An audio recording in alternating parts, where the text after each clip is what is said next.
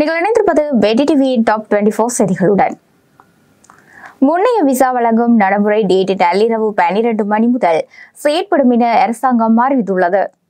நேற்று நள்ளிரவு முதல் நடைமுறைக்கு வரும் வகையில் முன்னைய விசா வழங்கும் நடைமுறை மீட்டெடுக்கப்பட்டுள்ளதாக அரசாங்கம் அறிவித்துள்ளது. விசா வழங்கும் நடைமுறை தொடர்பாக சமீபத்திய விவகாரங்களுக்கு தீர்வை காண்பதற்கான முயற்சிகளை மேற்கொண்டுள்ளதாக தெரிவித்துள்ள பொதுமக்கள் பாதுகாப்பு அமைச்சர் விஜித ஹேரத் விசா வழங்கும் நடைமுறையில் காணப்பட்ட சவால்களுக்கு தீர்வை காண்பதற்கு கடந்த 24 மணி நேரத்தில் துரிதமான நடவடிக்கைகள் எடுக்கப்பட்டதாக தெரிவித்துள்ளார். நேற்று நள்ளிரவு முதல் வெளிநாட்டவர்கள் அனைவரும் முன்னைய நடைமுறையின் கீழ் விசாவுக்கு விண்ணப்பிக்க முடியும் என அவர் தெரிவித்துள்ளார். அரசு அதிகாரிகள் பயன்படுத்தி மீண்டும் ஒப்படைக்கப்பட்டுள்ள வாகனங்களை காலிமுகத்திடலில் நிறுத்தி கண்காட்சி நடத்தி கொண்டிருக்கின்றனர். இவை அமைச்சர்கள் அல்லது பாராளுமன்ற உறுப்பினர்களால் பயன்படுத்தப்பட்ட வாகனங்கள் அல்ல. இந்த வாகனங்கள் தேவையில்லை எனில் அவற்றை குத்தகைக்கு வழங்கி அல்லது விற்பனை செய்து திரைசேரி வருமானத்தை பெற்றுக்கொள்ள முடியும் என முன்னாள் பாராளுமன்ற உறுப்பினர் தயாஸ்ரீ ஜெயசேகர தெரிவித்தார். தமது வதிவிட பிரதேசத்தில் உள்ள வாக்களிப்பு மத்திய நிலையத்தில் வாக்களிக்க முடியாத நிலை காணப்படும் வாக்காளர்கள் பிரிதொரு வாக்களிப்பு மத்திய நிலையத்தில் வாக்களிக்க அனுமதிக்குமாறு கோரிக்கை விடுக்க முடியும். அக்டோபர் 1ஆம் தேதிக்கு முன்னர் தேர்தல் ஆணைக்குழுவிலோ அல்லது மாவட்ட தேர்தல் தெரிவித்தாட்சி அலுவலகங்களூடாகவோ விண்ணப்பிக்க முடியும் என தேர்தல் ஆணைக்குழு அறிவித்துள்ளது. தேர்தல் ஆணைக்குழு வெளியிட்ட அறிக்கையில் மேலும் குறிப்பிட்டுள்ளதாவது, 1981ஆம் ஆண்டின் 1ஆம் இலக்க பாராளுமன்ற தேர்தல் சட்டத்தில் 127வது பிரிவின் கீழ் தமக்கென ஒதுக்கப்பட்டிருக்கும் வாக்கெடுப்பு நிலையத்தில் தமது வாக்கினை அளிக்க முடியாது என்றும், நியாயமான அச்சமடைந்த வாக்காளர்கள் பிரிதொரு வாக்களிப்பு மத்திய நிலையத்தில் வாக்களிப்பதற்கு அனுமதிக்குமாறு கோரிக்கை ஒன்றை முன்வைக்க முடியும். எவரேனும் வாக்காளர் அவரது விண்ணப்ப பத்திரங்களை அக்டோபர் 1ஆம் தேதிக்கு முன்னர் ராஜகிரிய சரண மாவட்ட என்ற முகவரியில் உள்ள தேர்தல் செயலத்துக்கோ அல்லது தாம் வசிக்கும் மாவட்டத்தின் மாவட்ட தேர்தல் அலுவலகத்துக்கோ சமர்ப்பிக்க முடியும். இலங்கை பொருளாதார நெருக்கடிக்கு முகம் கொடுக்கும் போது சீனா எமக்கு வழங்கிய ஒத்துழைப்பை நன்றியுடன் நினைவுபடுத்துவதுடன் கடன் மறுசீரமைப்பு வேலை திட்டத்துக்காக சீன நிதி நிறுவனங்களினால் தொடர்ந்து வழங்கி வரும் ஒத்துழைப்பு தொடர்பில் இலங்கை உளப்பூர்வமான நன்றியை தெரிவிக்கின்றது என வெளிவிவகார அமைச்சர் விஜித ஹேரத் தெரிவித்தார். மக்கள் சீனா உருவாக்கத்தின் 75வது ஆண்டு நிறைவை முன்னிட்டு புதன்கிழமை மாலை கொழும்பு சங்கிரிலா ஹோட்டலில் இடம்பெற்ற நிகழ்வில் பிரதம அதிதியாக கலந்து கொண்டு உரையாற்றுகையில் இவ்வாறு குறிப்பிட்டார். அவர் அங்கு மேலும் தெரிவிக்கையில், நாட்டின் பொருளாதார நெருக்கடி நிலை ஏற்பட்ட சந்தர்ப்பத்தில் சீன அரசாங்கம் இலங்கைக்கு வழங்கிய ஒத்துழைப்பை இந்த சந்தர்ப்பத்தில் நினைவுபடுத்த விரும்புகின்றேன். அதற்காக நன்றியையும் தெரிவித்துக் கொள்கின்றேன்.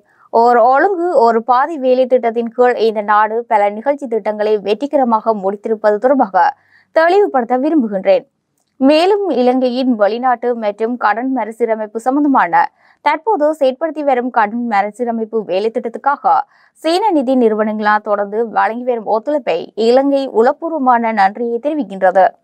அதே நேரம் இலங்கையின் பொருளாதாரத்தை மீள கட்டியெழுப்பும் சவால்களுக்கு நாங்கள் தொடர்ந்து முகம் கொடுக்கும் போது சீனாவின் சகோதரத்துவம் ஒத்துழைப்பு மற்றும் தொடர்ச்சியாக பங்காளியாக இருப்பதை இலங்கை எதிர்பார்க்கின்றது. சீனாவின் சுற்றுலா பயணிகள் வருகை தொடர்ந்து அதிகரித்து வருவதுடன் இந்த வருடத்தில் முதல் 6 மாதங்களில் 77,000க்கும் அதிகமான சீன சுற்றுலா பயணிகள் எமது நாட்டுக்கு வந்துள்ளனர். இலங்கையினால் அண்மையில் அறிமுகப்படுத்தப்பட்ட இலவச விசா அனுமதி பத்திர வேலை திட்டத்தில் சீனாவும் உள்ளடங்கியிருப்பதை இந்த சந்தர்ப்பத்தில் நினைவுபடுத்துகின்றேன். இலங்கைக்கும் சீனாவுக்கும் இடையில் இருந்து வரும் நட்பு ரீதியான ராஜதந்திர தொடர்புகளை மேலும் பலப்படுத்துவதற்கு தேவையான நடவடிக்கையை மேற்கொள்ள நாங்கள் எதிர்பார்க்கின்றோம். மக்கள் சீன உருவாக்கத்தின் 75வது வருட நிகழ்வில் கலந்து கொண்டு உரையாற்றிய வாய்ப்பு கிடைத்தமையிட்டு மகிழ்ச்சி அடைகின்றேன் என்றார். 9வது பாராளுமன்ற பதவிக்காலம் நிறைவடைவதற்கு முன்னர் ஜனாதிபதியால் கலைக்கப்பட்டதால் ஆளும் கட்சி மற்றும் எதிர்க்கட்சிகளை பிரதிநிதித்துவப்படுத்தி 85 புதிய உறுப்பினர்களின் ஓய்வூதியம் ரத்து செய்யப்பட்டுள்ளது. பொதுத் தேர்தலில் எதிர்வரும் நவம்பர் மாதம் 14ஆம் தேதி வியாழக்கிழமை இடம்பெறவுள்ளது. 2024ஆம் ஆண்டு அத்தாட்சிப்படுத்தப்பட்ட புதிய தேர்வுநர் டாப்புக்கு அமைக்க இம்முறை மாவட்ட ஆசன எண்ணிக்கையில் மாற்றம் ஏற்பட்டுள்ளது. பாராளுமன்றத்தை கலைத்து பொதுத் தேர்தலை நடத்துவது தொடர்பான அதிவிசேட வர்த்தமானி ஜனாதிபதி அனுரகுமார திசாநாயகனால் புதன்கிழமை நள்ளிரவு வெளியிடப்பட்டது. எதிர்வரும் அக்டோபர் மாதம் 4ஆம் திகதி முதல் 11ஆம் திகதி வரையான காலப்பகுதியில் தேர்தலில் போட்டியிட எதிர்பார்த்துள்ளவர்கள் 22 தேர்தல் மாவட்டங்களில் உள்ள மாவட்ட செயலக அலுவலகங்களில் வேட்புமனுக்களை கையளிக்க முடியும். 10வது பாராளுமன்றத்துக்கு தெரிவு செய்யப்படும் உறுப்பினர் எண்ணிக்கை 2023ஆம் ஆண்டு அத்தாட்சிப்படுத்தப்பட்ட தேர்தல் டாப்பின் ஒப்பிடுகையில் இம்முறை பல மாவட்டங்களில் ஆசனங்களின் எண்ணிக்கையில் மாற்றம் ஏற்பட்டுள்ளது. இதற்கமைய கடந்த முறை மேல் மாகாணத்தில் கொழும்பு மாவட்டத்திலும் 19 ஆசனங்கள் ஒதுக்கப்பட்டிருந்த நிலையில் இம்முறை 18ஆக வரையறுக்கப்பட்டுள்ளது. அதிகளவிலான வாக்காளர் பதிவு செய்யப்பட்டுள்ள ஹம்பஹா மாவட்டத்துக்கு கடந்த முறை 18 ஆசனங்கள் ஒதுக்கப்பட்டிருந்த நிலையில் இம்முறை 19ஆக உயர்வடைந்துள்ளது. களுத்துறை மாவட்டத்தில் இருந்து 11 உறுப்பினர்கள் பாராளுமன்றத்துக்கு தெரிவாகின்ற நிலையில் கடந்த முறை 10 ஆசனங்கள் மாத்திரமே ஒதுக்கப்பட்டிருந்தது. வடமாகாணத்தில் குருநாகல் மாவட்டத்திலும் 15 ஆசனங்களுக்கு, புத்தளம் மாவட்டத்துக்கும் 8 ஆசனங்களும், மத்திய மாகாணத்தில் கண்டி மாவட்டத்துக்கு 12 ஆசனங்களும், மாத்தளை மாவட்டத்துக்கு 5 ஆசனங்களும், நுவரெலியா மாவட்டத்துக்கு 8 ஆசனங்களும் ஒதுக்கப்பட்டிருந்தன. தெற்கு மாகாணத்தில் காலி மாவட்டத்தில் 9 ஆசனங்களும், மாத்தறை மாவட்டத்துக்கு 7 ஆசனங்களும், ஹம்பாந்தோட்டை மாவட்டத்துக்கு 7 ஆசனங்களும் ஒதுக்கப்பட்டுள்ளன. வடக்கு மாகாணத்தில் யாழ்ப்பாணம் மாவட்டத்துக்கு 2020ஆம் ஆண்டு 7 ஆசனங்கள் ஒதுக்கப்பட்டிருந்த நிலையில் இம்முறை 6 ஆசனங்களும், வன்னி மாவட்டத்துக்கு 6 ஆசனங்களும் ஒதுக்கப்பட்டுள்ளன. கிழக்கு மாகாணத்தில் மட்டக்களப்பு மாவட்டத்துக்கு 5 ஆசனங்களும், திகாமடுவில்லை மாவட்டத்துக்கு 7 ஆசனங்களும், திருகோணமலை மாவட்டத்துக்கு 4 ஆசனங்களும் ஒதுக்கப்பட்டுள்ளன. வடமத்திய மாகாணத்தில் அனுராதபுரம் மாவட்டத்துக்கு 9 ஆசனங்களும், பொலனெர்வை மாவட்டத்துக்கு 5 ஆசனங்களும், ஊவா மாகாணத்தில் பதுளை மாவட்டத்துக்கு 9 ஆசனங்களும், மொனராகலை மாவட்டத்துக்கு 6 ஆசனங்களும், சப்ரகமோ மாகாணத்தில் ரத்னபுரி மாவட்டத்துக்கு 11 ஆசனங்களும், கேகாலை மாவட்டத்துக்கு 9 ஆசனங்களும் ஒதுக்கப்பட்டுள்ளன. அமெரிக்க ஜனாதிபதி ஜோ பைடன் இலங்கையின் புதிய ஜனாதிபதியாக தெரிவு செய்யப்பட்டுள்ள அனுரகுமார திசாநாயக்கவுக்கு தனது வாழ்த்துக்களை தெரிவித்துள்ளார். இலங்கை மக்கள் தாங்கள் பெருமைப்படக்கூடிய சுதந்திரமான, நியாயமான, அமைதியான தேர்தல் மூலம் உங்களை தாங்கள் ஜனாதிபதியாக தெரிவு செய்துள்ளனர் என ஜோ பைடன் தெரிவித்தார். இந்தோ பசிபிக்கில் சமாதானம், பாதுகாப்பு மற்றும் செழிப்பினை ஏற்படுத்துவதற்கு உங்களுடன் இணைந்து செயற்பட ஆர்வமாக உள்ளேன் என ஜோ பைடன் அனுரகுமார திசாநாயக்கவுக்கு எழுதியுள்ள கடிதத்தில் தெரிவித்துள்ளார். VSF குளோபலுடன் தொடர்புடைய முறைகேடு குறித்து தடவியல் தணிக்கைக்கு உத்தரவிடப்பட்டுள்ள பொதுமக்கள் பாதுகாப்பு அமைச்சர் விஜித ஹேரத் முறைகேடு இடம்பெற்றதாக கண்டறியப்பட்டால் சட்ட நடவடிக்கை எடுக்கப்படும் என தெரிவித்துள்ளார். VSF விசா வழங்கும் நடைமுறை அசௌகரியத்தை ஏற்படுத்தியது என தெரிவித்துள்ள அமைச்சர், தற்போது இந்த விவகாரத்துக்கு தீர்வு காணப்பட்டுள்ளது. சட்டமா அதிபருடன் கலந்தாலோசித்து நீதிமன்றத்தின் உத்தரவின் பேரில் நடவடிக்கை எடுத்தோம் என குறிப்பிட்டுள்ளார். மேலும் நாங்கள் உடனடியாக VSF குளோபலுடன் தொடர்புடைய முறைகேடு குறித்து தடவியல் தணிக்கைக்கு உத்தரவிட்டுள்ளோம் என தெரிவித்துள்ள அமைச்சர், முறைகேடு இடம்பெற்றது தெரிய வந்தால் எதிர்காலத்தில் சட்ட நடவடிக்கை எடுக்கப்படும் என தெரிவித்துள்ளார். மும்பையில் நேற்று கனமழை பெய்து வருகிறது. மழை தொடர்பான சம்பவத்தில் 4 பேர் உயிரிழந்துள்ளனர். இன்றும் கனமழை தொடரும் என்பதால் பள்ளிகளுக்கு விடுமுறை அறிவித்து மும்பை மாநகராட்சி உத்தரவிட்டுள்ளது. மேலும் பிரதமர் மோடியின் இன்றைய பயணம், புனே பயணம் ரத்து செய்யப்பட்டுள்ளதாக தகவல் வெளியாகியுள்ளது. அது மட்டுமல்லாது மழைநீர் தேங்கியதால் ஆங்காங்கே புறநகர் ரயில் சேவைகள் பாதிக்கப்பட்டுள்ளன. மும்பை விமான நிலையத்தில் தரையிறங்க வேண்டிய 14 விமானங்கள் திருப்பிவிடப்பட்டுள்ளன. சாலை போக்குவரத்தை பொறுத்தவரை நேற்று காலை 8 மணிக்கு பின்னர் சற்று சீரடைந்துள்ளது. இருப்பினும் மும்பை மாநகராட்சியும் காவல்துறையும் மக்கள் அத்தியாவசிய தேவைகளின்றி வெளியே வர வேண்டாம் என அறிவுறுத்தியுள்ளது. மேலும் வரும் அக்டோபர் 1ஆம் தேதி வரையில் மும்பையில் மழைக்கு வாய்ப்புள்ளதாக இந்திய வானிலை ஆய்வு மையம் தெரிவித்துள்ளது. இலங்கை மத்திய வங்கி நாணய கொள்கை வாரியம் கொள்கை வட்டி வீதங்களுடான துணை நில் வைப்பு வசதி வீதத்தை மற்றும் துணை நில் கடன் வழங்கல் வசதி வீதத்தையும் தற்போதைய மட்டத்தில் பேணுவதற்கு தீர்மானித்துள்ளது. இலங்கை மத்திய வங்கியின் சமீபத்திய அறிவிப்பில் இது தெரிவிக்கப்பட்டுள்ளது. அதன்படி துணை நில் வைப்பு வசதி வீதம் மற்றும் துணை நில் கடன் வழங்கல் வசதி வீதத்தினையும் முறையே 8.25% மற்றும் 9.25% பேணுவதற்கு தீர்மானிக்கப்பட்டுள்ளது. மதுபான சாலைகள் அனுமதி பத்திரங்களை பெற்றுக் கொண்டவர்கள் பெயர் பட்டியல் கிடைக்கப்பெற்றுள்ளதாக தேசிய மக்கள் சக்தியின் நிறைவேற்றுக்குழு உறுப்பினர் வசந்த சபரசிங்க தெரிவித்துள்ளார். மதுபான சாலை அனுமதி பத்திரங்களை 300 லட்சம் ரூபாய் முதல் 400 லட்சம் ரூபாய்க்கு விற்பனை செய்தவர்களின் விவரங்கள் எம்மிடம் உள்ளன எனவும் ஜனாதிபதி செயலகத்தின் வாகனங்கள் முறையற்ற விதத்தில் பயன்படுத்தமை தொடர்பான விசாரணைகள் நடத்தப்பட வேண்டும். அத்துடன் இவ்வாறான சகல தரப்பினர் தொடர்பான விவரங்களும் மக்களுக்கு வெளிப்படுத்த வேண்டும் எனவும் அவர் மேலும் குறிப்பிட்டார். எதிர்வரும் பொது தேர்தலில் அனைத்து மாவட்டங்களிலும் தனித்து போட்டியிடுவதாக ஊடகங்களுக்கு பிரபா கணேசன் தெரிவித்தார். மேலும் தெரிவித்ததாவது, இன்று இருக்கும் தேசிய கட்சிகள் ஊழல்வாதிகளுக்கு இடம் கொடுத்திருக்கின்றனர். மக்கள் பணத்தை கொள்ளையடிப்பவர்களுக்கு இடம் கொடுத்திருக்கின்றார்கள். அதன் அடிப்படையில் மக்கள் தேசிய கட்சிகளுக்கு வாக்களிக்கப் போவதில்லை. மாறாக புதிய முகங்களை மக்கள் எதிர்பார்க்கின்றார்கள். ஊழலற்ற நேர்மையான அரசியல்வாதிகளை தேடுகின்றார்கள். இதன் அடிப்படையிலே இந்த தேர்தலில் 22 மாவட்டங்களிலும் நாங்கள் போட்டியிட இருக்கின்றோம். எதிர்வரும் தேர்தலில் புதிய சக்தியால் எழுச்சி பெற எங்கள் வேலை திட்டங்கள் அமைந்திருக்கின்றன. எவரும் எதிர்பாராத வகையில் எமது வெற்றி அமையிருக்கிறது. தமிழ், சிங்கள, முஸ்லிம் என பல வேட்பாளர்கள் களமிறங்க தயாராக இருக்கின்றார்கள். நேர்மையான முன்னாள் பாராளுமன்ற உறுப்பினர் சிலர் எங்களுடன் இணைந்திருக்கின்றார்கள். தபால் பெட்டி சின்னத்தில் போட்டியிடும் என துணை வேட்பாளர்கள் நாட்டின் புதிய அரசியல் பாதையில் பயணிப்பார்கள். கடத்தொழில் அமைச்சராக செயற்பட்ட போது தன்னால் முன்மொழியப்பட்ட அமைச்சரவையில் அனுமதிக்கப்பட்ட திட்டத்தினை தொடர்ந்து நடைமுறைப்படுத்துவதற்கு ஜனாதிபதி அனுரகுமார திசாநாயக்க அனுமதி அளித்துள்ளமைக்கு நன்றி தெரிவித்துள்ள முன்னாள் கடத்தொழில் அமைச்சர் டக்ளஸ் தேவானந்தா ஜனாதிபதிக்கு தன்னுடைய நன்றியையும் வாழ்த்துக்களையும் தெரிவித்துள்ளார்.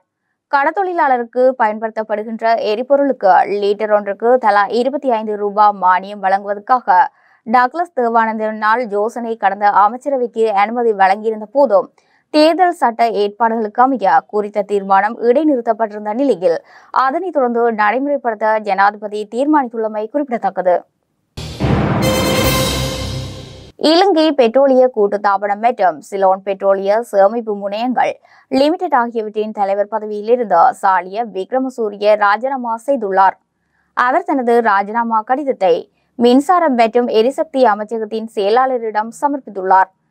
எரிசக்தி துறை நிபுணரான விக்ரமசூரிய இதற்கு முன்னர் பெட்ரோலிய அபிவிருத்தி அதிகார சபையின் தலைவராகவும் கொழும்பு துறைமுக நகர பொருளாதார ஆணைக்குழுவின் உறுப்பினராகவும் பணியாற்றியுள்ளார். பாடசாலை நிகழ்வுகளுக்கு அரசியல்வாதிகளை அழைத்து வருவதை உடனடியாக நிறுத்துமாறு கல்வி அமைச்சின் அதிகாரிகளுக்கு பிரதமர் கலாநிதி ஹரணி அமரசூரிய ஆலோசனை வழங்கியுள்ளார். கல்வி அமைச்சின் அனைத்து திணைக்கள அதிகாரிகளுடன் இடம்பெற்ற கலந்துரையாடலின் போதே பிரதமர் குறிப்பிட்டுள்ளார். மேலும் பிரதமர் குறிப்பிட்டுள்ளதாவது, ஆசிரியர் பணியிடங்களை நிரப்புவது முறையான முறையில் மேற்கொள்ளப்பட வேண்டும் எனவும் மக்கள் மத்தியில் நம்பிக்கையை ஏற்படுத்தும் வகையில் பணியிடங்களை வெளிப்படைத்தன்மையுடன் நிரப்ப வேண்டும் எனவும் அவர் தெரிவித்துள்ளார்.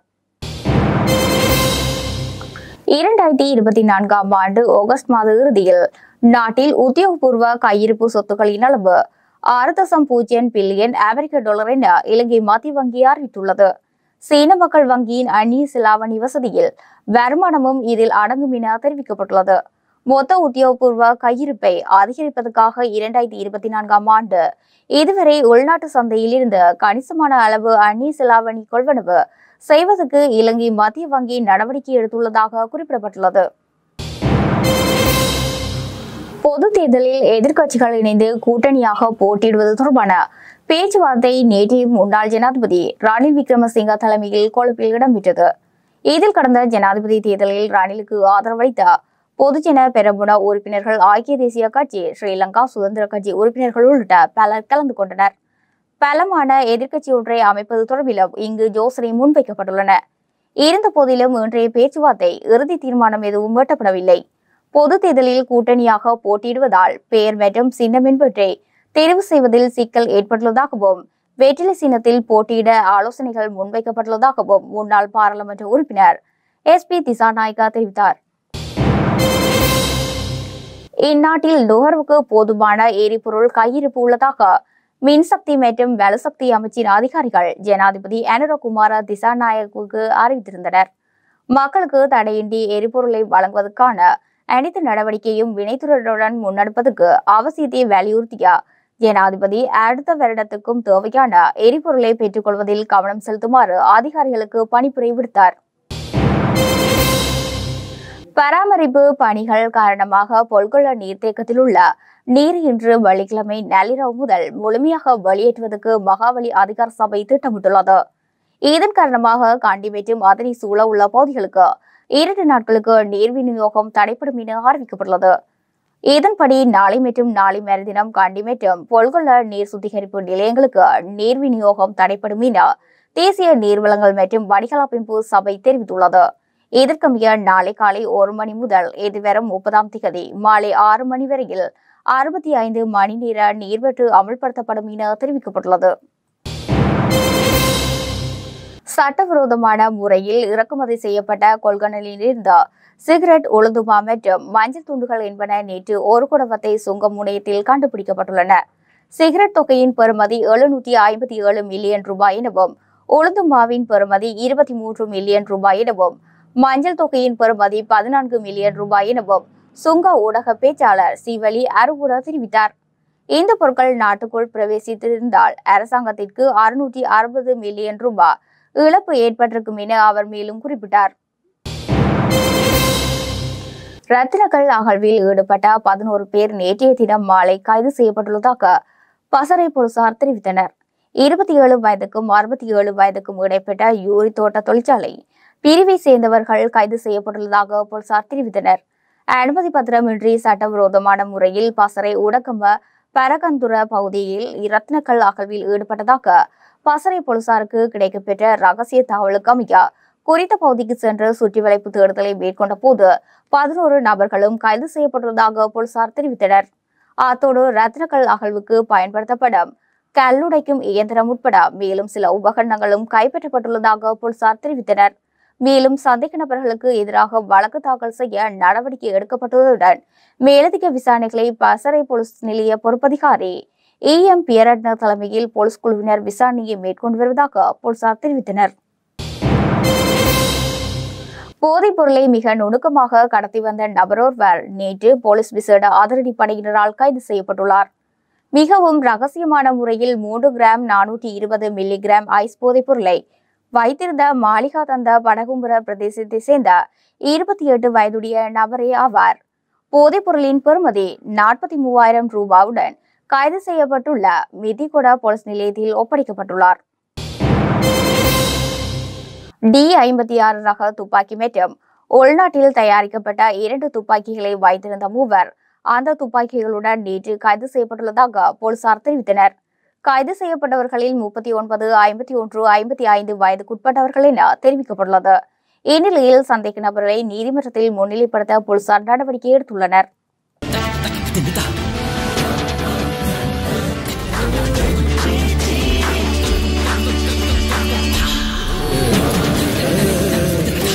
Kita